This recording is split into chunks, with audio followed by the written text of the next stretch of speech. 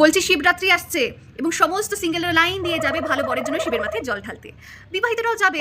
কি বর চেয়েছিলাম আর কি বর পেলাম তার কমপ্লেন জানাতে। ভগবান মনে দুঃখে এই ডিপার্টমেন্টেই বন্ধ করে দিয়েছে। ভাই জলও ঢালবি, তারপর ভালো বর চাই, সেই বর যখন খুঁজে দেবো এবার তার নিন্দা করতে পারে আমার কাছেই আসবি। আবার এক ধরনের মিষ্টি মামুনি রয়েছে যারা আজকের দিনে শিবের মাথায় নয় নিজের গাঁজাখোর বয়ফ্রেন্ডের মাথায় জল ঢালে। বলছি দিদি, তোমার ভালোবাসার জোরে না হোক সত্যিকারের জোরে পাক্কাও বিছানা ধরবে। শুনলাম তোমার নাকি শিবের মতো বর চাই। না, শিব ঠাকুর তো মদ গাঁজা ভাং খেয়ে হিমালয় গিয়ে মাসের পর মাস ধ্যান করতো না। 5 মিনিট তোমার বয়ফ্রেন্ড যদি রিপ্লাই না দেয় তাহলে তুমি কালের রূপ ধারণ করো। শিব ঠাকুরের মতো বর চাই, করবে তো এই সরকারি চাকুরি ভুরি এলাকা করতে। আর কিছু কিছু নচ্ছার ছেলে রয়েছে যাদের সারা বছর বাড়ির পুজোয় টিকি পর্যন্ত পাওয়া যায় না, তারা আজকের দিনে আমরা তো বাবার ভক্ত, বাবার চলা, বাবার দেওয়া প্রসাদ গাঁজা খাচ্ছি বলে যে এই যে নাটকগুলো মারছো।